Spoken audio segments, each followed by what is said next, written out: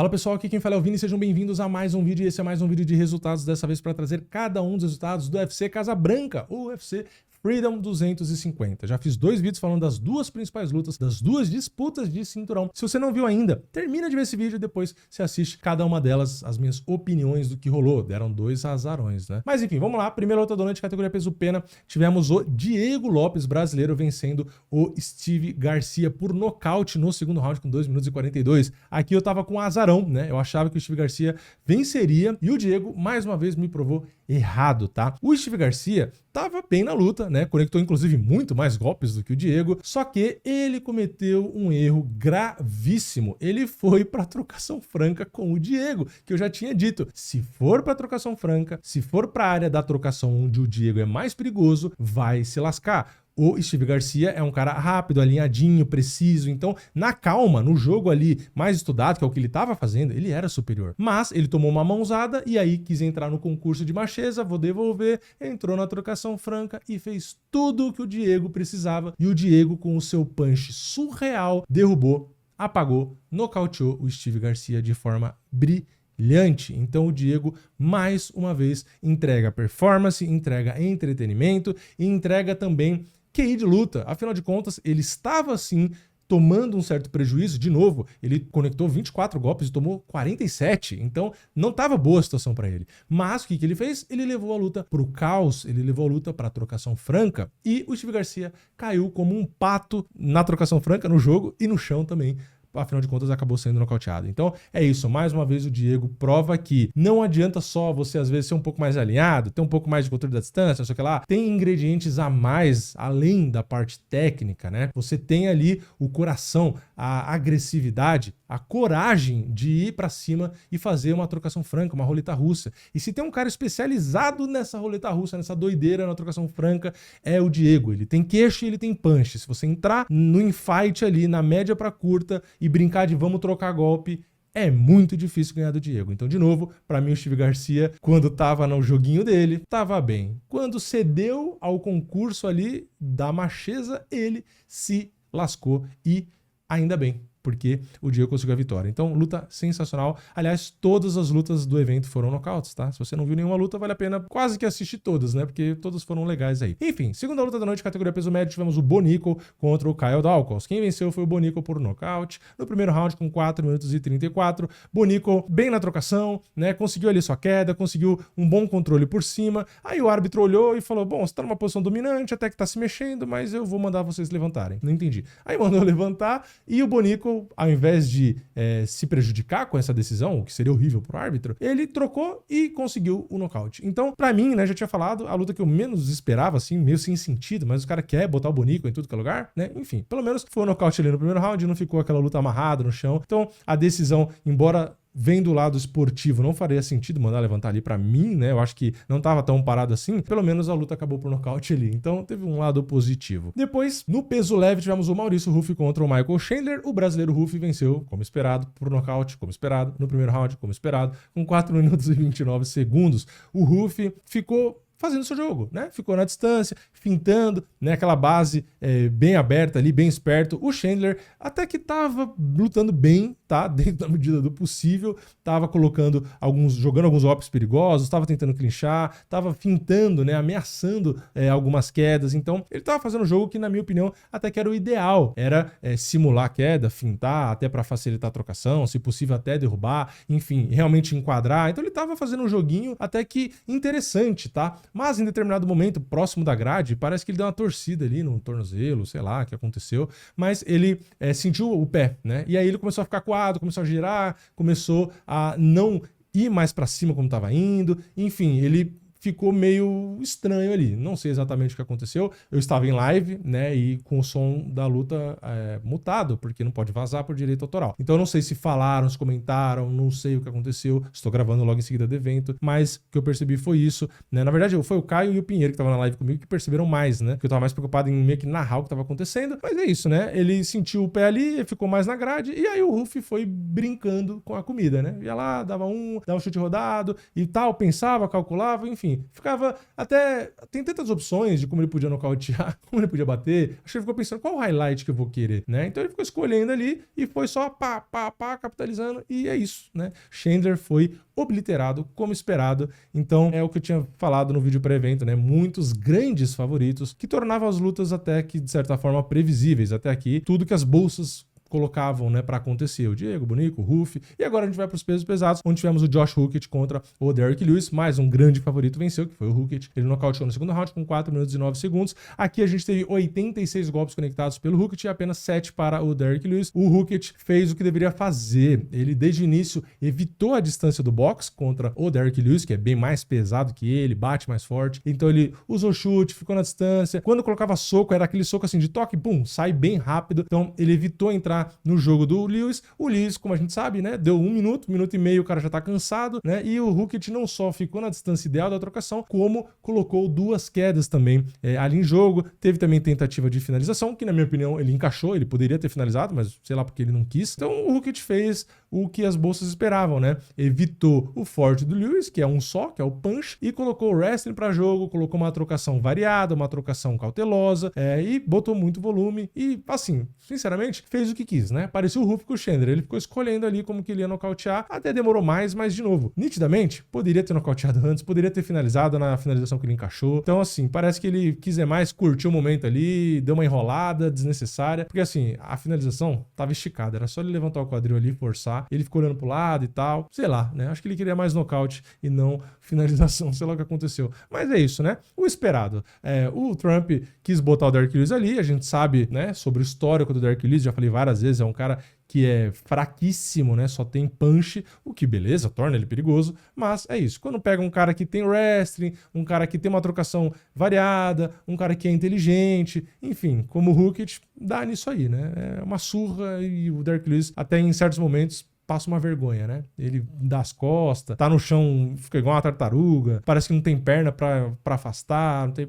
Enfim, Derrick Lewis sendo Derrick Lewis, né? Quem tá aqui no canal tá há 10 anos ouvindo eu falar as mesmas coisas do Derrick Lewis. Depois a gente vai pro peso galo, tivemos o ex-campeão Sean O'Malley vencendo o Ayman Zahabi por nocaute. No segundo round com 4 minutos e 2 segundos. Aqui um resultado relativamente esperado também, né? Eu falei que eu concordava até com a proporção, a luta seria na área do Sean O'Malley. O Ayman Zahabi ficou com receio a luta inteira, né? A luta inteira ele todo fechadinho, bota o ombro, se encolhe todo, vai pra grade. Qualquer finta do Sean O'Malley ele já se intocava. Então assim, ele tava bem receoso. É verdade, colocou bons chutes ali, alguns meio destrambelhados, meio feios assim, plasticamente, visualmente, mas efetivos. Então ele foi chutando bem e tal, mas é aquilo, né? Na trocação era muito difícil ele vencer. Então, por mais que colocasse bons chutes, avançasse às vezes, colocasse uma mão ou outra, o Sean O'Malley é um cara que às vezes vai estudando, ele vai gerando nocaute, ele vai olhando, pensando, bota o golpe aqui, movimenta, troca de base. Enfim, você vê que ele vai fazendo a leitura dele, vai calculando. Parece que ele tá num loading ali, né? Ele tá carregando o nocaute. Quando ele consegue mapear o caminho, que na live eu disse que era aquele direto de esquerda, né? Ele trocava de base e jogava direto de esquerda. Tava entrando muito bem, porque do outro lado, né, da guarda do Zahabi, ele usava o ombro, né? Então ele tava usando bem o ombro no rosto, então a mão direita tava um pouco mais chato de entrar, por causa daquele ombro e por causa da guarda alta, né? Mas quando trocava de base, jogava a outra mão, pegava, né? Então foi, inclusive, o início da sequência ali do O'Malley, não só essa sequência, mas várias vezes, né? Ele botou essa mão esquerda ali. Então aconteceu o previsto, né? Até aqui, pra falar a verdade, não é que o evento foi ruim, porque foi só nocaute, mas foram várias lutas que o favoritismo era grande e os resultados eram mais ou menos esperados, então a gente não teve aquela tensão de, nossa, quem ganha agora? Nossa, pode ter uma virada, não pode? Enfim, foram resultados previsíveis. Então, por mais que sejam nocautes e lutas que não foram ruins, como a gente não tem um elemento surpresa, uma tensão, meio que não dá o mesmo clima, tá? Não tô dizendo que foi ruim por causa disso, tá? De novo. Só que vocês entendem o que eu quero dizer? Né? Não dá aquela, nossa, e agora? O que vai acontecer? Tá? Talvez a primeira luta teve um pouco disso, porque o Diego tomou alguns golpes antes de meio que reagir. Mas no geral foi isso, né? Um monte de massacre aí. E a gente chega nos pesos pesados, a luta mais equilibrada da noite, quase que 50-50.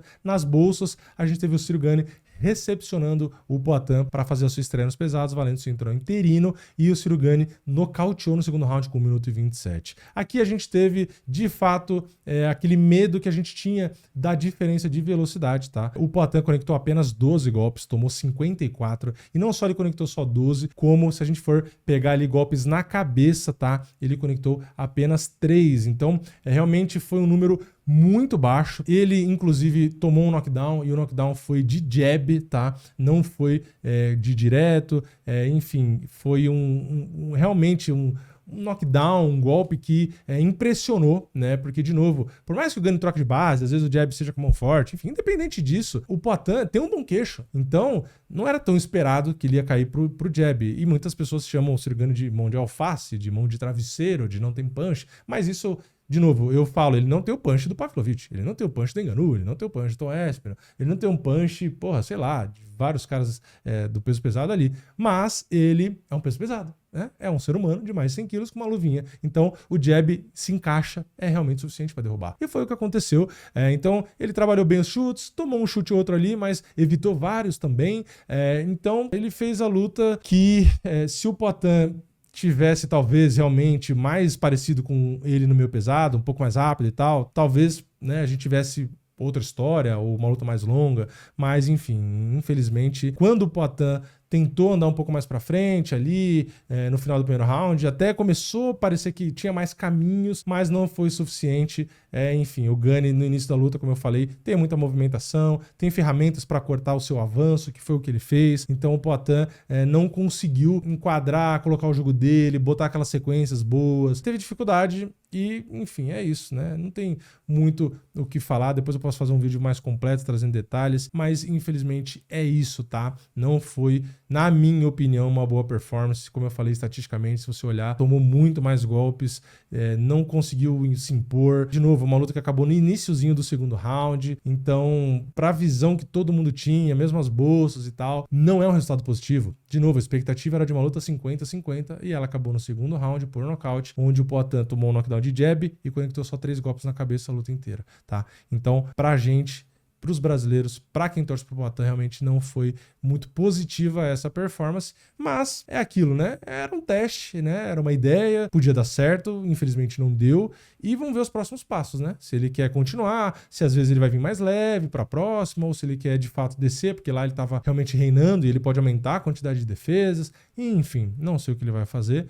Mas, de qualquer forma, obviamente, ele não precisava provar nada pra ninguém, né? Se tem um cara que não precisa provar nada pra ninguém, é ele, né? 2 cinturões, inúmeros recordes ali, né? O tempo que ele conseguiu ganhar os cinturões, disputar um 3º cinturão já é histórico também. Então, é esperar aí e ver o que ele decide para os próximos capítulos. E na luta principal, a gente teve no peso leve o Justin Gaethje, super azarão, vencendo o William Topuria por nocaute também.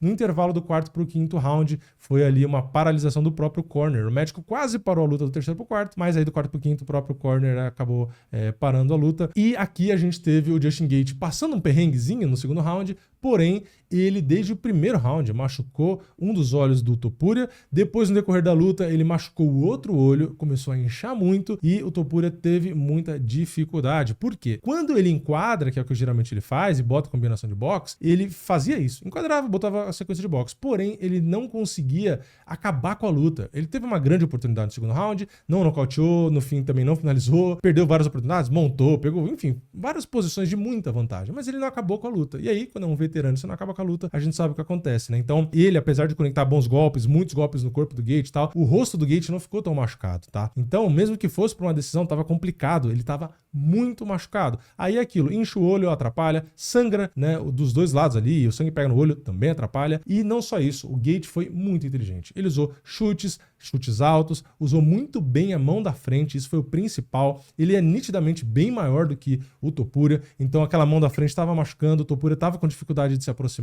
De novo, ele é muito bom nisso, então ele se aproximou e colocou alguns golpes. Mas, de novo, o Gaethje tem uma boa absorção, é um cara que não se entrega, ele tomou um prejuízo, mas ele não se entregou e acaba que ele sempre volta, né? Então, apesar de abrir a boca, né, dar aquela respirada funda, ele é um cara que consegue render mesmo cansado. Ele não desiste, ele não se abate, ele não desanima. Então é um cara que merece, né? Ele merece aí ter conquistado o cinturão linear e é o cara que marcou a primeira derrota pro Topuria. E de novo, não é só uma derrota, foi uma derrota passando a carreta, tá? Então é isso. Topuria perdeu a invencibilidade, perdeu a oportunidade de ser um triplo campeão, né? Tudo bem, ele pode ser ainda no futuro, mas um triplo campeão invicto ele não pode mais, né? Porque ele acabou perdendo aí a sua primeira luta profissional, né? Então é isso, né? Uma luta, como eu gosto do Gate, né? Uma luta muito boa, teve entretenimento, passou perrengue, mas se superou. Enfim, foi uma luta estilo Justin Gate, que consegue se superar e consegue trabalhar, machucar, nocautear. Teve direito ao seu mortal ali e depois caindo de cabeça, né? Quase machucou.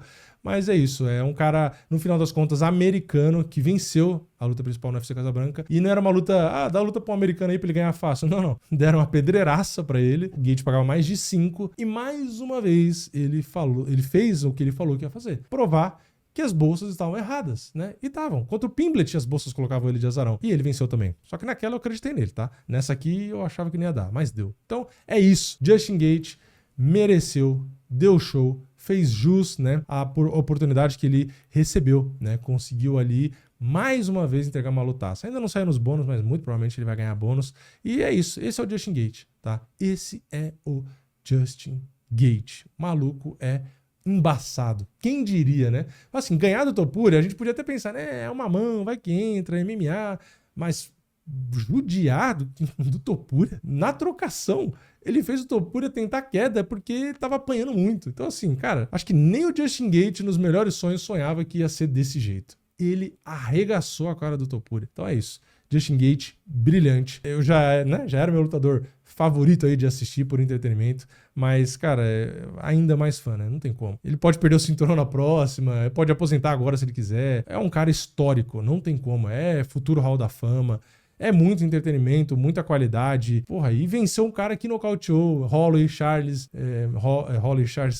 Volkanovski, eu tô até trocando os nomes depois de tanto tempo de live e vídeo. Mas é isso. Eu gostei do card, tá? De novo, muitas lutas com grande favoritismo, com resultados previsíveis, o que tira um pouco daquele clima da gente, sei lá, ter uma surpresa, né? Ter uma tensão. Mas, no geral, ainda assim, não dá pra dizer que foi um card ruim, tá? Eu gostei. Acho que vale ali... Porra, pelo show, vamos pegar no geral, que eu sempre falo no geral, tá? Então, assim, por todo o visual, por toda a produção, cara, o conjunto da obra, tá? O conjunto da obra, na minha opinião, vale uma nota 9, tá? Eu acho que uma nota 9 vai ser a nota que eu não vou dar uma nota 10, porque é o que eu acabei de falar, né? Primeiro, lutas que não deveriam estar nesse card, na minha opinião. Bonico e Kyle Dawkins, não faz sentido ali. O próprio Josh Hookett e Derek Lewis, eu entendo que o Trump pediu, mas eu acho que também dava pra botar a luta melhor. O próprio Sean O'Malley e o Ayman Zahabi, sabe, lutas que não sei se faz tanto sentido estar ali. E, de novo, lutas extremamente desequilibradas. Então, ainda que teve o Justin Gate de zebra pra dar uma graça, mas lutas que acabam sendo previsíveis. Então, por mais que seja um monte de nocaute, a gente assiste esperando o que vai acontecer. Então, acho que isso tirou aquele gostinho da tensão, da surpresa de você assistir, pular do sofá e tal. Então, eu acho que por esse detalhe eu vou dar essa nota 9 pro card, que é, porra, quase 10, né? Então, assim, se fosse só considerar a produção, a ideia e tudo, porra, aí seria 11 a nota. Então, eu só não dou 10 por isso. Muitas lutas com grandes azarões, com resultados previsíveis, e é isso, né? Tipo o Chandler, por exemplo. Porra, podia botar o Ruff com uns caras bem mais legal ali pra gente ver uma, né? Enfim, então o Lewis e o Chandler pra mim, eu acho que é o que tira essa nota 10 do card, né? Pô, os caras, sei lá, às vezes eu acho que já tava na hora de parar, mas enfim. Comenta aqui embaixo sua nota, se você acha que eu tô maluco ou não. Deixa o like no vídeo se você gostou, se inscreve no canal, ativa o sininho e eu vejo vocês na próxima. É nóis, valeu, falou!